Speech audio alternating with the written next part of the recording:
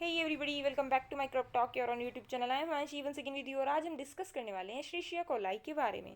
सो एस्चेरिशिया coli basically क्या एक bacteria है जिसके बारे में भी थोड़ा सा पढ़ेंगे, बट हमारा मेन फोकस रहेगा फूड माइक्रोबायोलॉजी में। क्या इसकी फूड माइक्रोबायोलॉजी में क्या इंपॉर्टेंस है, क्या ये कुछ डिजीज़ कोज करता है या कोई इन्फेक्शन कोज करता है। क्योंकि ई कोलाई एक ऐसा बैक्टीरिया है जिसके बारे में अगर मैं सब बैक्टीरिया के बारे में बात करूं तो उनमें से जो सबसे ज़्यादा नोन बैक्टीरिया है वो क्या है, ई कोलाई है, एस्चेरिशिया कोलाई जिसको हम कह रहे हैं।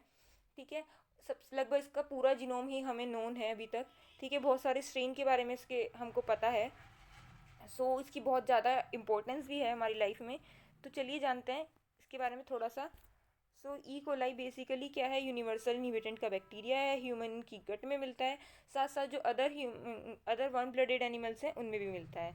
ये कैसा होता है, फैकल्टेटिव एनारोब होता है। फैकल्टेटिव एनारोब कौन से ऑर्गेनिजम्स होते हैं, वो ऑर्गेनिजम्स जो ऑक्सीजन की प्रेजेंस एंड एब्सेंस दोनों में ही ग्रो कर सकते हैं। तो बेसिकली जो ई कोलाई है वो कैसा बैक्टीरिया है, ऐसा बैक्टीरिया है जो ऑक्सीजन की प्रेजेंट एब्सेंस दोनों में ग्रो करेगा। जबकि जो हमने पहले पढ़ा था क्लोस्ट्रीडियम, वो कैसा था, ओब्लिगेट एनारोब था। ओब्लिगेट एनारोब वो बैक्टीरिया होते हैं जो ऑक्सीजन की एब्सेंस में तो ग्रो करेंगे बट प्रेजेंस में ग्रो नहीं कर पाएंगे या सर्वाइव नहीं कर पाएंगे। तो फैकल्टेटिव एनारोब है। एक और पॉइंट है फैकल्टेटिव एनारोब के लिए कि ऑक्सीजन की प्रेजेंस में क्या करते हैं, अपनी एनर्जी बनाते हैं। ठीक है, एटीपी सिंथेसिस करते हैं, और ऑक्सीजन की एब्सेंस में ये क्या, फर्मेंटेशन जैसे रिएक्शंस करते हैं। जनरली जो ई कोलाई है वो कैसा होता है, हार्मलेस होता है। ठीक है, कमेंसल होता है। और क्या है, ये अपॉर्चुनिस्टिक पैथोजन है। अपॉर्चुनिस्टिक पैथोजन जब मैंने आपको मेडिकल माइक्रोबायोलॉजी पढ़ाया था तो उसमें भी समझाया था, एक बार फिर से बता दे रही हूँ कि अपॉर्चुनिस्टिक पैथोजन वो ऑर्गेनिजम्स होते हैं जो अपॉर्चुनिस्टिक इन्फेक्शन कोज करते हैं। वो अपॉर्चुनिस्टिक इन्फेक्शंस क्या होते हैं, वो इन्फेक्शन, सपोज कोई एक माइक्रो ऑर्गेनिज्म है जो मेरी बॉडी में रह रहा है या किसी भी ऑर्गेनिज्म की बॉडी में रहता है, ठीक है, और कोई डिजीज़ कोज नहीं करता है, लेकिन जब होस्ट की इम्यूनिटी वीक हो जाती है, ठीक है, उसका जो इम्यून सिस्टम है वो लेस वर्किंग करता है एज़ कम्पेयर टू वो जैसे पावरफुली वर्क करता था। ठीक है, तो धीरे धीरे क्या होता है, ये अपने नंबर को इंक्रीज़ करते हैं, अपने नंबर को बढ़ा देते हैं, और जैसे ही इनका नंबर बढ़ जाता है तो ये क्या कर देते हैं, होस्ट की बॉडी पर अटैक कर देते हैं और कोई ना कोई डिजीज़ कोज करेंगे। और कभी कभी क्या होता है कि जब इम्यून सिस्टम बहुत ज़्यादा वीक रह जाता है, होस्ट उसके साथ सही से फाइट नहीं कर पाता है, तो अल्टीमेटली होस्ट की डेथ हो जाती है। ये बहुत सारी डिजीज़ कोज कर सकते हैं, जैसे कि gram negative sepsis. Gram negative sepsis क्या है, क्योंकि ई कोलाई क्या है, ग्राम नेगेटिव बैक्टीरिया, मतलब ग्राम स्टेनिंग का रिजल्ट ये क्या देता है, ग्राम नेगेटिव देता है। पर्पल कलर में स्टेन ना होकर के किस में स्टेन होता है, पिंक कलर में स्टेन होता है, इसलिए क्या है, ग्राम नेगेटिव है। इससे अलग ये यूरिनरी ट्रैक्ट इन्फेक्शन यानी कि यूटीआई भी करता है। ठीक है, न्यूमोनिया करता है इम्यूनोसप्रेस्ड पेशेंट्स में, मेनिंजाइटिस करता है न्यूनेंट्स में। जो ई कोलाई है वो एक्ट करता है एज अ फीकल कंटेमिनेशन और इंडिकेट करता है प्रेजेंस ऑफ एंटेरिक पैथोजन, जैसे कि salmonella typhi in water. Next हम जानेंगे कि जो मेजर फूडबॉर्न डायरियोजेनिक ई कोलाई हैं वो कौन कौन से हैं। बेस्ड ऑन विरुलेंस फैक्टर, ठीक है, पैटर्न ऑफ बैक्टीरियल अटैचमेंट, मतलब कि एक तो पहला कि क्या क्या इनमें विरुलेंस फैक्टर है, दूसरा कि कैसे जो इनका अटैचमेंट है होस्ट की सेल से, ठीक है, वो कैसे होता है उसके बेस पर। ठीक है, क्या इफेक्ट होता है होस्ट की सेल से अटैचमेंट का। ठीक है, तो जो ये टॉक्सिन प्रोड्यूस कर रहा है, ठीक है, और इन्वेसिवनेस, ये कैसे होता है, 5 टाइप के होते हैं। ठीक है, कौन से, डायरोजेनिक ई कोलाई, ठीक है, जिन्हें हम इसके पैथोटाइप भी कहते हैं। तो पहला कौन सा है, एंटेरोपैथोजेनिक ई कोलाई, जिसको ई पी ई सी भी कहते हैं। ठीक है, क्या कहते हैं, ई पी ई सी। दूसरा है Shiga toxin producing E coli, या फिर एंटेरो हीमोरेजिक ई कोलाई, जिसको हम एस टी ई सी या फिर ई एच ई सी भी बोलते हैं।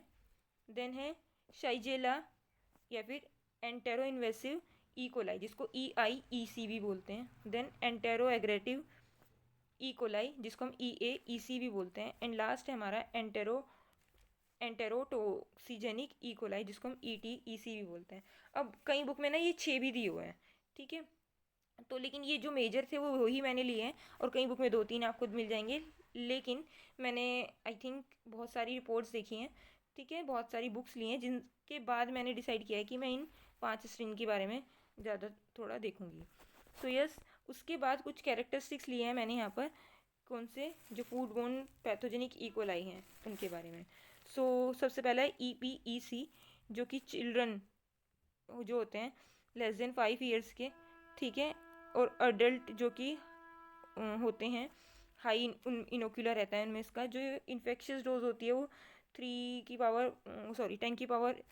टू 10 तक होता है इनका CFU। उससे अलग इनकी जो क्लिनिकल सिम्टम है वो है watery diarrhoea, vomiting, fever, abdominal pain and nausea. जो मेन विरुलेंस फैक्टर होता है इनमें वो LEE, ठीक है, इंटेमिन और BFP होता है। उसके बाद जो विरुलेंस एसोसिएटेड रहता है वो होता है PEAF रहता है। जो साइट है कोलोनाइजेशन की वो स्मॉल इंटेस्टाइन होती है। पैथोटाइप STEC या फिर EHEC की बात करें तो जो ये इसका होस्ट है वो एडल्ट्स एंड चिल्ड्रन होते हैं। इन्फेक्शन यानी कि CFUS का ये होता है कितना, यस 1000 के आसपास रहता है। देन जो इसके क्लिनिकल सिम्टम है वो है वाटरी डायरिया, HCN, HUS, ठीक है। उसके बाद कुछ जो विरुलेंस फैक्टर है वो है हीमोलाइसिस, ठीक है, और कुछ जीन्स रिस्पॉन्सिबल होते हैं। उससे अलग कुछ विरुलेंस एसोसिएटेड प्लाज्मिड होते हैं, ठीक है, जो कि P0153 एनकोडिंग टॉक्सिन्स होते हैं। साइट ऑफ कोलोनाइजेशन है इसकी distal, ilium and colon.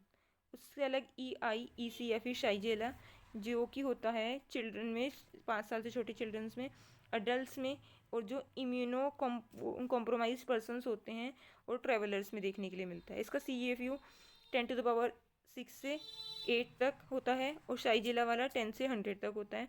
Clinical symptoms हैं इसके, इसमें साइजेलोसिस हो जाता है, बेसिलरी डिसेंट्री हो जाती है, वाटरी डायरिया हो जाता है, ठीक है, और पोटेंशियली जो HUS होता है वो हो जाता है, ठीक है। मेन विरुलेंस जो फैक्टर हैं इसके वो क्या हैं, ये हटाई देती हूँ मैं, SHET1, SHET2 और कुछ जीन्स, ठीक है। उसके बाद विरुलेंस एसोसिएटेड प्लाज्मिड जो है वो है virulence invasion plasmid PINV। Site of colonisation होती है इसकी कोलोन। देन EAEC, इसके जो होस्ट होते हैं वो एडल्ट्स होते हैं, चिल्ड्रंस होते हैं, जो और वो चिल्ड्रंस होते हैं जो कि डेवलपिंग कंट्रीज़ में ट्रैवल कर रहे हैं। इसका जो CFU होता है वो 10⁻10 होता है, ठीक है। और इसकी जो केमिकल सिम्टम है वो क्या है, परसिस्टेंट डायरिया, HUS। इसमें भी कुछ विरुलेंस फैक्टर हैं बहुत सारे, जैसे कि SHET1, SHET2 और बहुत सारे जीन्स भी हैं, ठीक है। इससे अलग EAST और भी बहुत सारे हैं। देन विरुलेंस एसोसिएटेड जो प्लाज्मिड है इसका वो है PEA encoding adherence factor and toxins. Then site of colonization इसकी small intestine and colon. Then ETEC, ठीक है, लास्ट पैथोटाइप है जो कि ये किसे मिल रहा है, yes children less than 5 year, adults जिनमें भी जो कि इम्यूनो कॉम्प्रोमाइज पर्सनस हैं या फिर ट्रैवलर्स में मिलता है। CFU होता है इसका 10⁸8। क्लिनिकल सिम्टम में इसके वाटरी डायरिया होता है। मेन विरुलेंस फैक्टर है इसके CFS, LT and ST। Virulence associated plasmid है इसका plasmid encoding colonisation factor and toxins. Then इसकी साइट ऑफ कोलोनाइजेशन है स्मॉल इंटेस्टाइन। देन थोड़ा सा इनके बारे में पढ़ लेते हैं हम।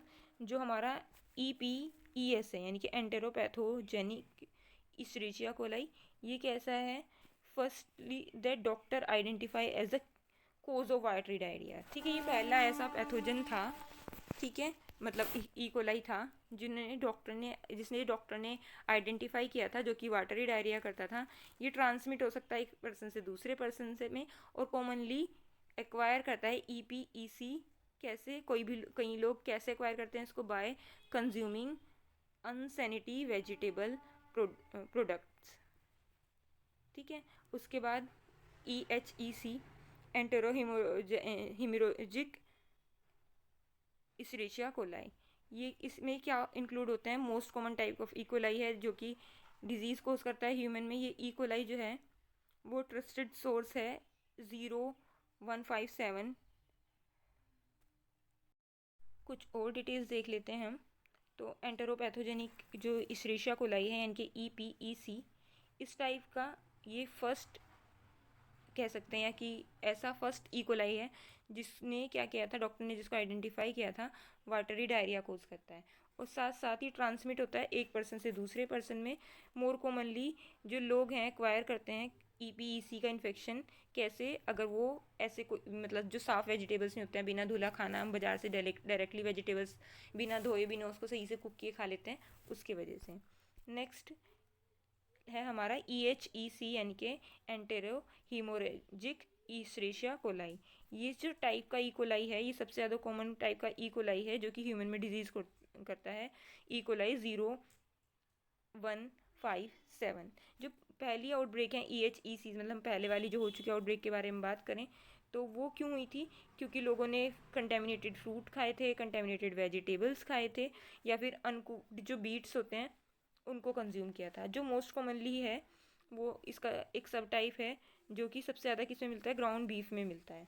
तो आप भी देख रहे हैं कि जब भी आप कोई भी वेजिटेबल बाज़ार से लाएं तो बहुत ज़्यादा इस चीज़ का ध्यान रखें कि वो आप प्रॉपरली वॉश करें और उसको प्रॉपरली कुक करें, अदरवाइज़ आपको बहुत सारे इन्फेक्शंस हो सकते हैं।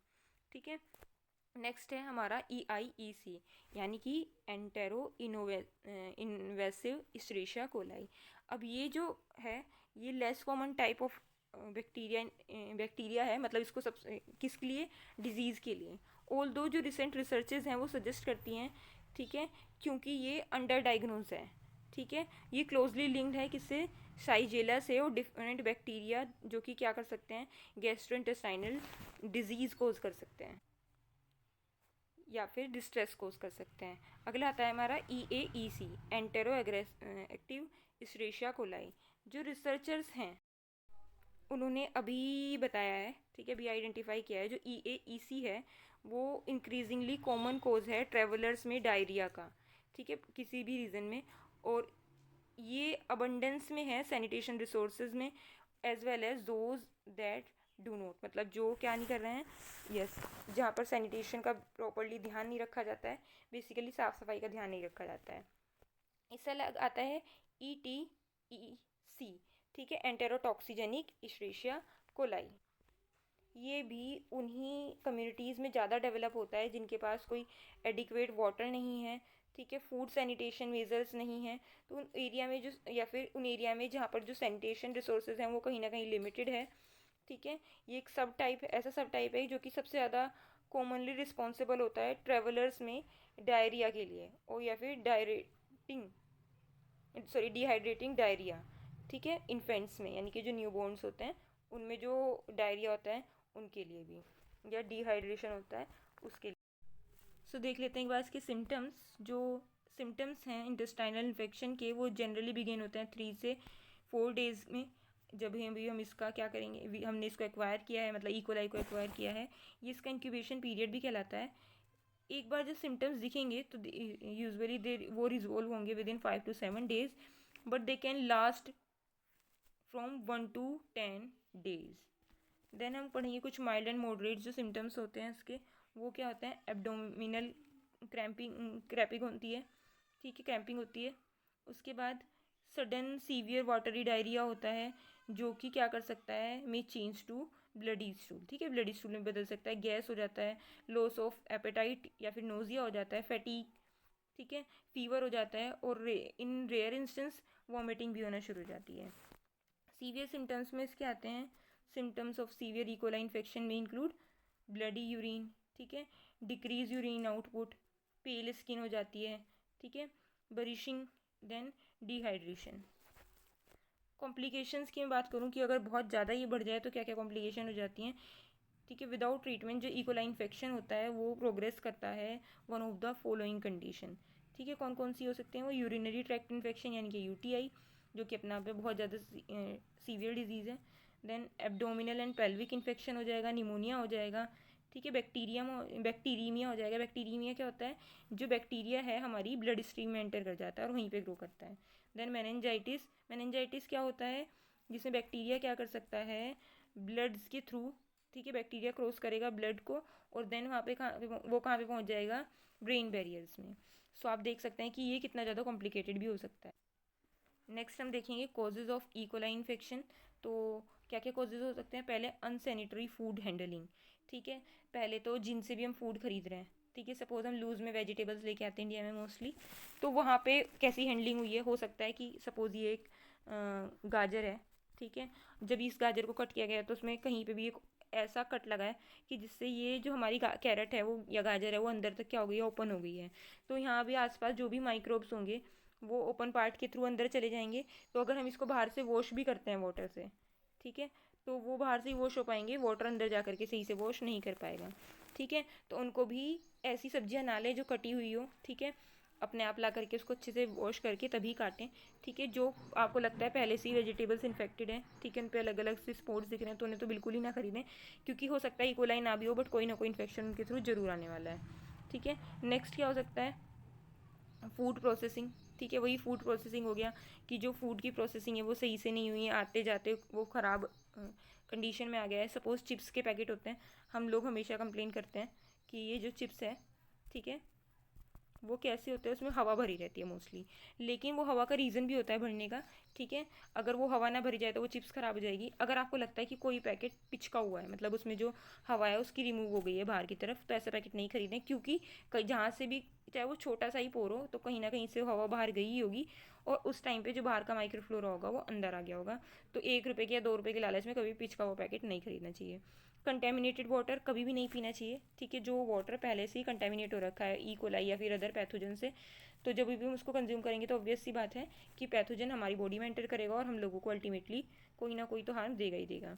ठीक है, पर्सन टू पर्सन, एक पर्सन ऐसा है जो इन्फेक्टेड है, हम उसके कॉन्टैक्ट में आते हैं तो भी हमें इन्फेक्शन होने का लगता है खतरा। एंड दूसरा है एनिमल्स, हो सकता है कि कोई ऐसा एनिमल हो जिसमें ये पहले से ही, जैसे वन ब्लडेड एनिमल के साथ अगर हम डील कर रहे हैं तो उन्हें पहले से ही इन्फेक्शन हो, और जब वो हमारे साथ कॉन्टैक्ट में आएगा तो ये इन्फेक्शन हमें भी ट्रांसफ़र हो सकता है। सो यस, यही था हमारा आज का वीडियो। आई होप ये वीडियो आपके लिए हेल्पफुल रहा होगा। अगर ये वीडियो आपके लिए हेल्पफुल रहा है तो वीडियो को लाइक करें, चैनल को सब्सक्राइब करें। आज के लिए इतना ही, मिलते हैं नेक्स्ट वीडियो में। Thanks for watching.